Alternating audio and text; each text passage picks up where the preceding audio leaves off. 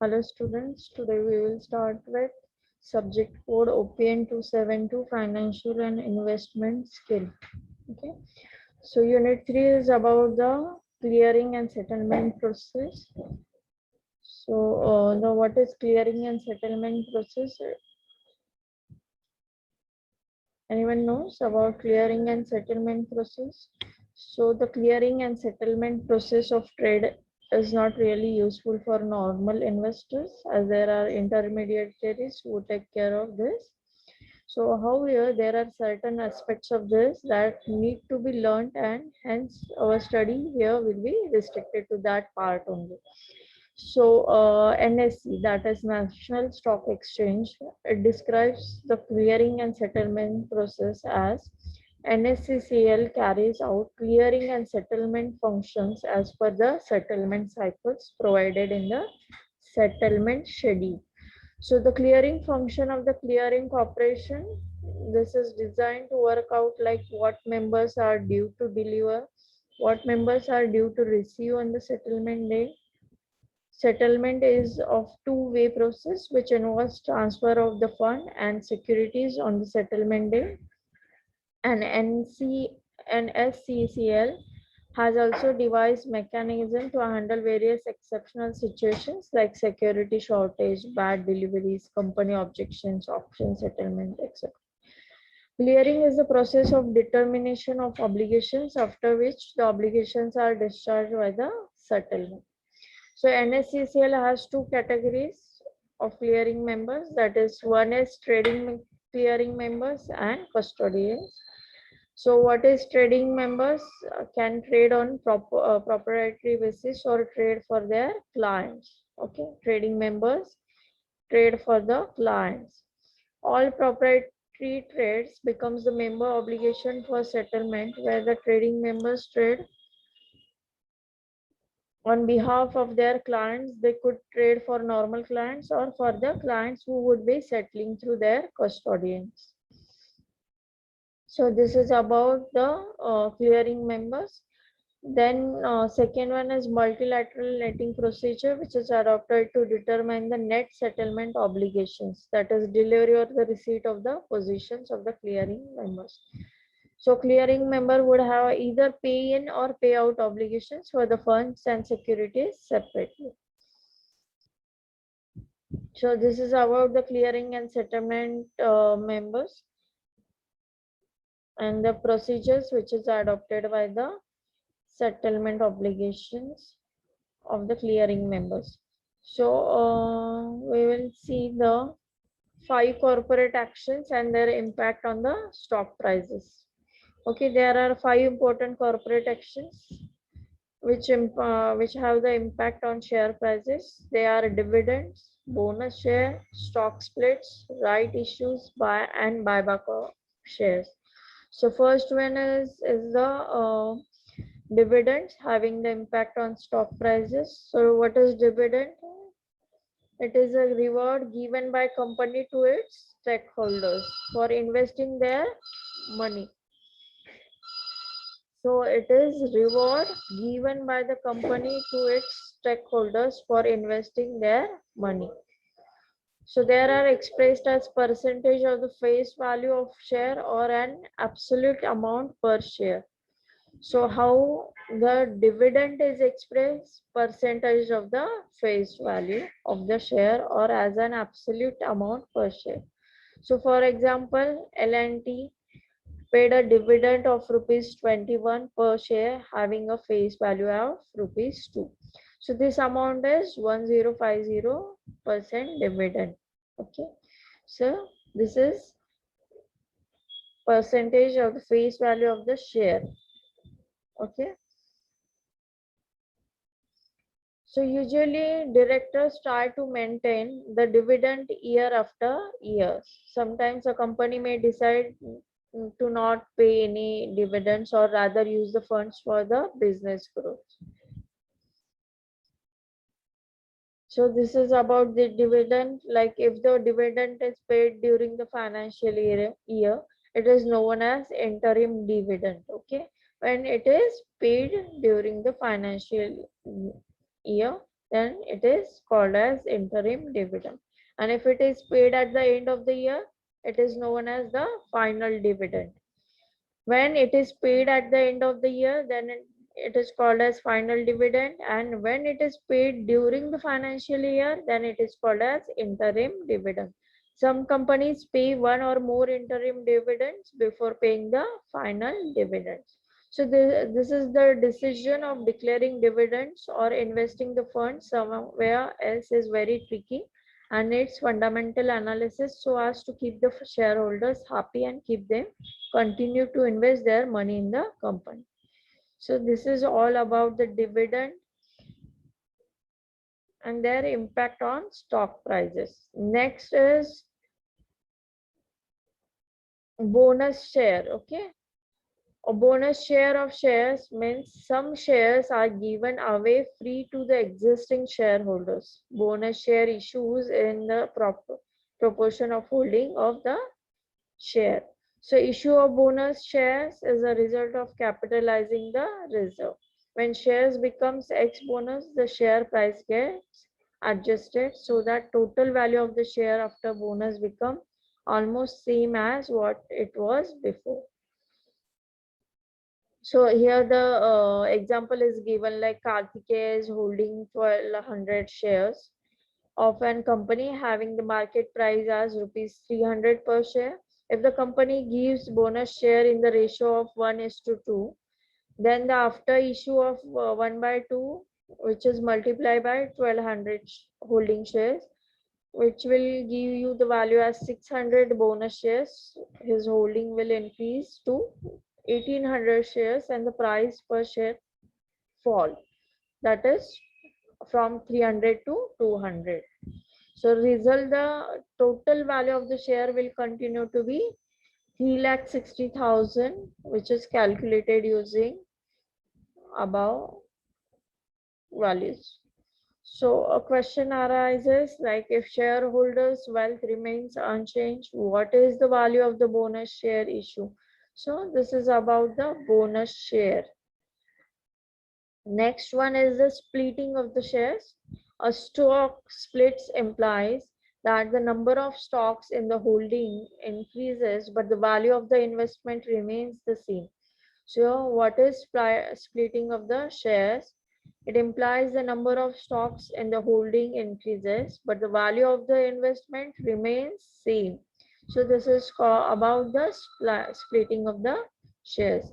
If the share with the face value of 10 is split into 5 shares, that is each of rupees 2, the share price will fall to its 1/5.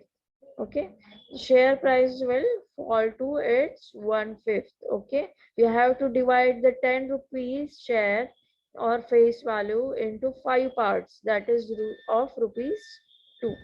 With this share, you will very cheap and the demand shall increase significantly, taking price upwards. Okay.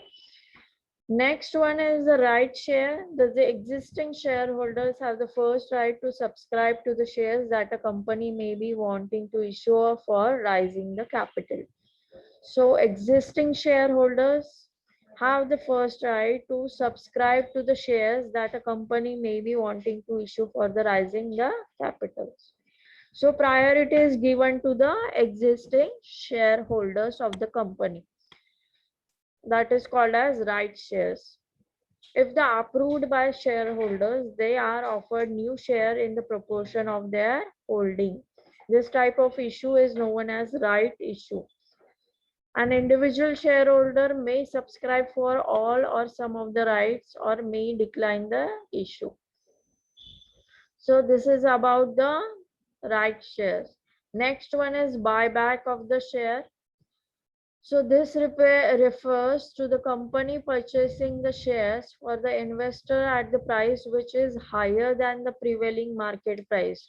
Okay, what is buyback of shares? The company purchasing the shares from the investor at the price which is higher than the market price, prevailing market price. There are restrictions on the upside by the regulators. Buyback of shares is better alternative to dividend payout because of tax treatment. So as backing back of shares from the public is done by price higher than the market price. On the announcement of shares buyback, market price goes up.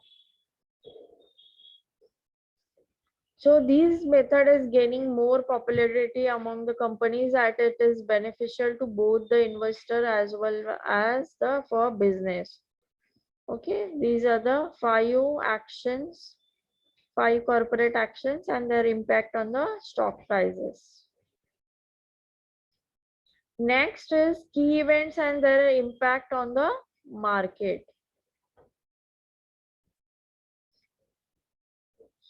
So, there are certain events which are beyond the control of the business, which have an impact on the share price and therefore on the market as well. So, if these important events are like monetary policy change, inflation, index of industrial production, purchasing measures index, budget declaration for earning announcements. These are some important events for market participants. Understanding events which affects the market sentiment is very important. So there are external factors and economic and non-economic events which having the impact on the outlook and performance of the stocks and markets in general. Such events like monetary policy. For first, we will see the monetary policy event. So, the central bank of every country, ours, India's central bank is Reserve Bank of India, which is India's central bank, uses monetary policy as a tool to control the money supply and the interest rate. So this monetary policy belongs to, or it is the tool to control the money supply and the interest rate, okay, to control the inflation or propagate industrial growth. So lower interest rate and easy money supply permits the increased borrowings, higher demand for the products and higher production. This in turn will lead to growing economy. So however, with more money in the hands of consumers, there is increased spending. Some sellers will tend to increase prices leading to the inflations. So monetary policy, what is monetary policy? It is tool to control the money supply and the interest rate. So on the other hand, with the high interest rate, corporate find it expensive to grow. Consumers also find it expensive to to buy, and economic slows down. So this reduction in money supply will also show similar effects. So therefore, RBI has to strike the balance between growth and the inflation while setting up their monetary policy. There are certain key parameters in monetary policy. One is repo rate. Okay, it is the rate at which RBI lends money to other banks. If repo rate is high, that means the cost of borrowing is very high for the bank and consequently for everyone else. This leads to slow growth in the economy. So first is repo rate. This is the rate which RBI lends money to other banks. What is the repo rate? The RBI lends money to the banks, okay, at the rate of repo rate, okay. What is reverse repo rate? Banks park their ideal fund with RBI. RBI pays them interest at the rate which is less than repo rate, which is known as reverse repo rate. Okay. Next is CRR, that is cash reserve ratio. It represents mandatory percentage of the total bank deposit that a bank has to be kept in the current account with the RBI. RBI may increase the CRR to bring down the money supply and contain the inflation. Next is SLR. that is statutory liquidity ratio, which is the proportion of money that is required to be invested in certain specified securities.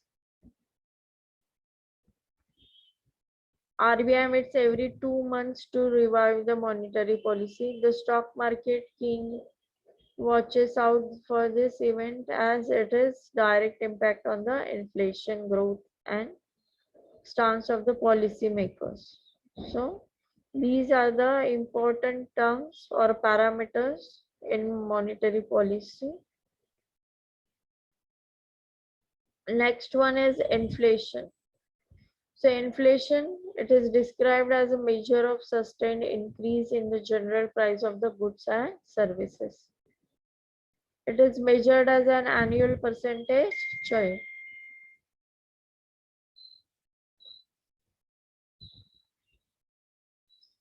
Inflation, described as measure of sustained increase in the general price of the goods and services. When there is increase in the price of the goods and services, then inflation. Okay. So inflation is generally measured using an index. If the index is going up by certain percentage points, then it is indicates rising inflation. Likewise, index falling indicates inflation cooling off. Wholesale price index, WPI. Two types of inflation indices. WPI, that is wholesale price index, and consumer price index. So wholesale price index, the WPI indicates the movement in prices of goods at the bulk level. Okay, wholesale. The name itself denotes or indicates that wholesale, the movement in prices of goods at the bulk level. Okay, so in portraits, the price increases or decreases when they are sold to the stockist or resellers rather than the end users.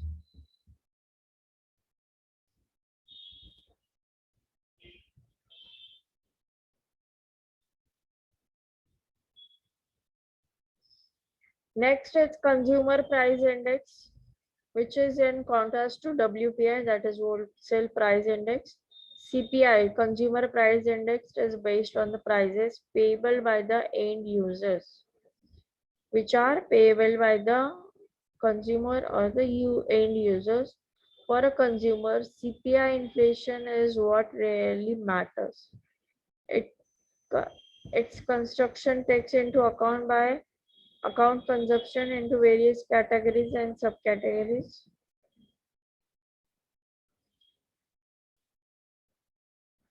So here is the in table below given table the consumer price index numbers general for agricultural and rural laborers. Okay. So this is state is given, agricultural laborers, and in different months is given. Okay. Next one is index of industrial production, shortened as IIP.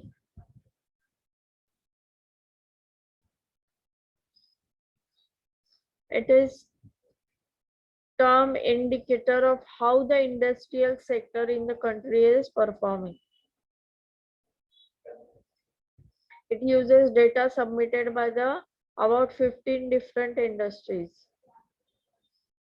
Purchasing Manager Index, that is PMI, is an index that measures the performance of manufacturing and service sectors of the company. That is related to as Purchasing Manager Index.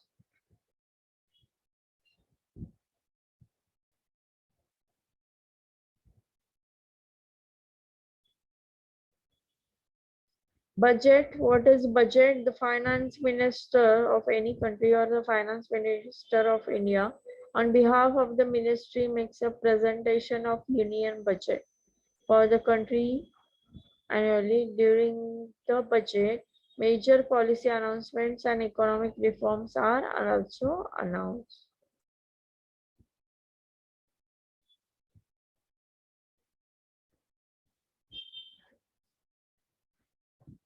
So the finance minister on behalf of the ministry makes a presentation of union budget for the country annually.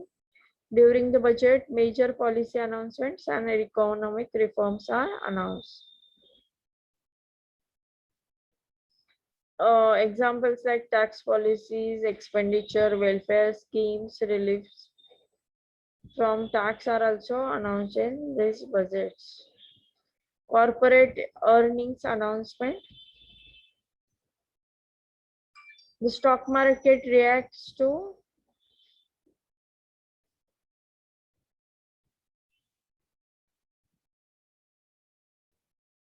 the stock market. From the market perspective, it is very important event. The stock market reacts to it.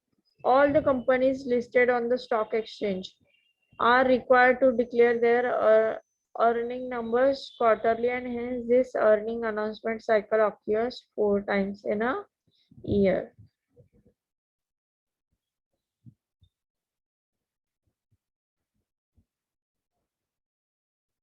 So here the given are some of the solid examples.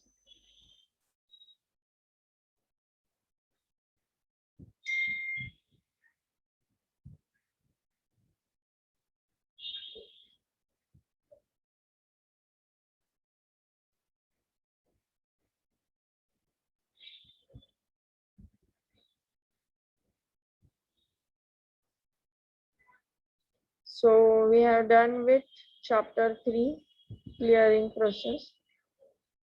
In next chapter, we will see the fundamental analysis. Thank you, everyone.